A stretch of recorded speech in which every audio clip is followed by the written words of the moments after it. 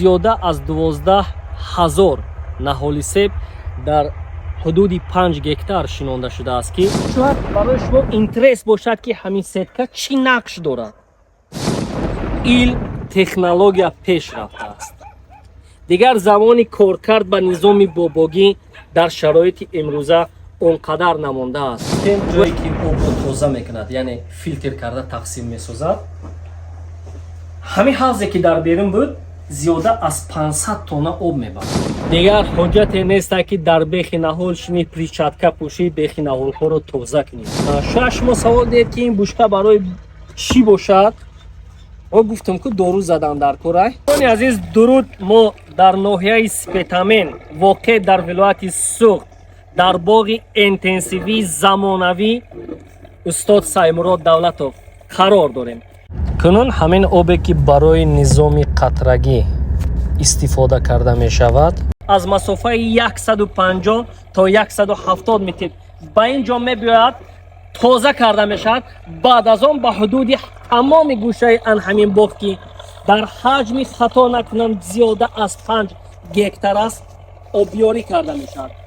ҳамдиёрони азиз, як боиси ифтихору хушнудиву хушбахтист ки ҳар гӯшаи Тоҷикистон тавассути соҳибкорони ӯ ободу зебову пурнур мегардад ва ҳамаи ин гуфтаҳо аз сиёсати хиратмандонаи пешгирифтаи сарвари мамлакат муҳтарам президенти ҷумҳурии Тоҷикистон Эмомалӣ Раҳмон сурат мегиранд.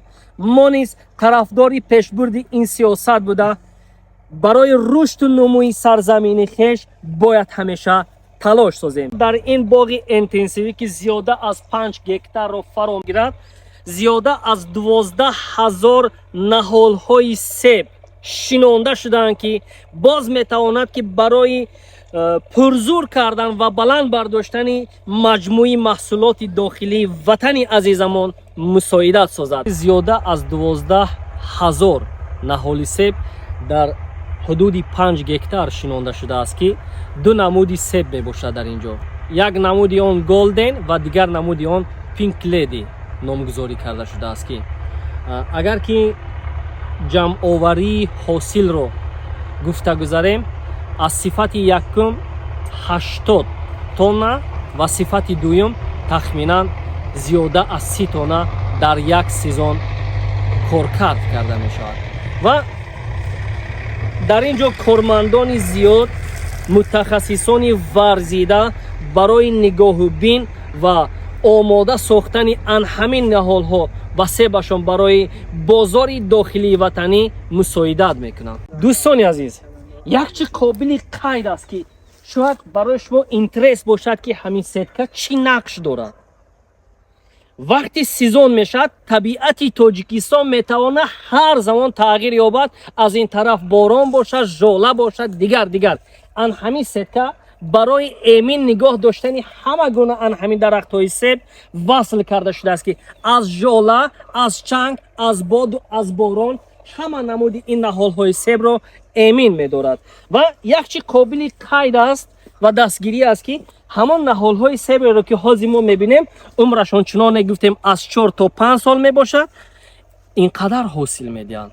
бовар кунед, агар ки инҳо 6 сола, 7 сола, 8 сола, 10 сола шаванд, боз метавонанд ки 100 тонна не 500 тонна себ ҳосил диҳанд. бародарои азиз, ин ҳавз ҳамеша об дорад.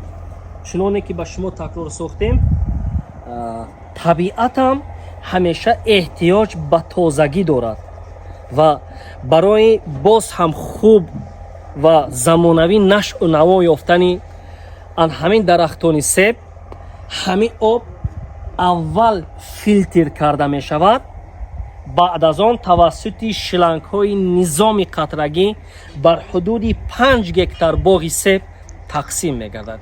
биёед мо ба шумо як чизи аёниятро нишон диҳем. чуноне ки ба шумо нишон додем, аз ана ин ҷо об вориди ҳавз мегардад ва ана ин турбаеро ки мебинед, об дохил медарояд ва дар асоси дохил даромада тоза ва филтр карда тақсим мешавад. бародарои азиз, اینجا گفتیم جایی که آب را تازه میکند، یعنی فیلتر کرده تقسیم میسازد. همین حوضی که در بیرون بود زیاده از 500 تن آب میبرد. بعضا روزهای میشود که در اساس هوا گرم بودن و وقتی لازمی آبتی بودن، همین 500 تن آب در دوام 4 ساعت فیلتر کرده میشود و تقسیم میگردد. این چنین نورهای مینرالی یا داروواری که برای آن همین نشأ و نما یافتن از کسله ها ایمن داشتن درختان لازم است، اتوماتیک است که یعنی به شکل اتوماتیک در داخل آن همین ها وارد کرده به واسطه تقسیم می شود. باور کنید یک تجربه بزرگ، یک حالت باغپروری زمانوی نظررس میتوانید اومده تجربه آن همین استاد سیمراد دولت رو برای خود گرفته برای آینده ساختن باغزاری خش استفاده ببرید. یک چیز قابل قید است، علم تکنولوژی پیش رفته است.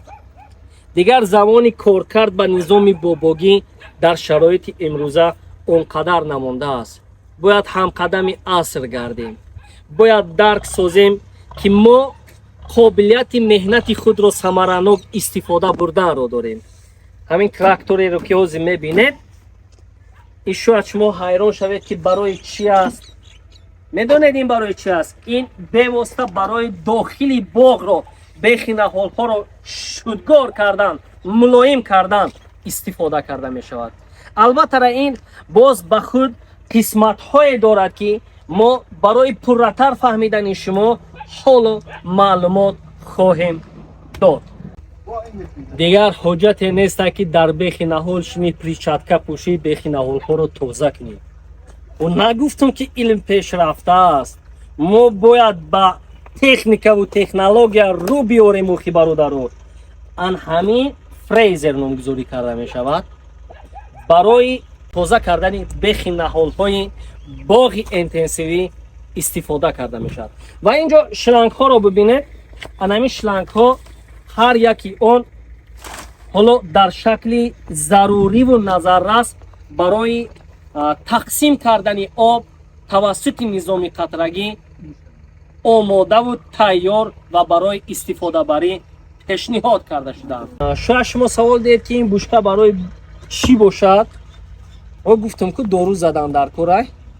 این دستگاه یا اپاراتی هست که برای دارو زدن آن همین باغ اینتنسیوی استفاده کرده می شود. دیگر حجت این است که در 4 گوشه باغ 8 باغبان بمانی، 8 قلاور بمانی. تکنولوژی همین قدمی زده تا کاری کرده تا ثمرانک نشان میدهد. از همه مهمش میدونه چی؟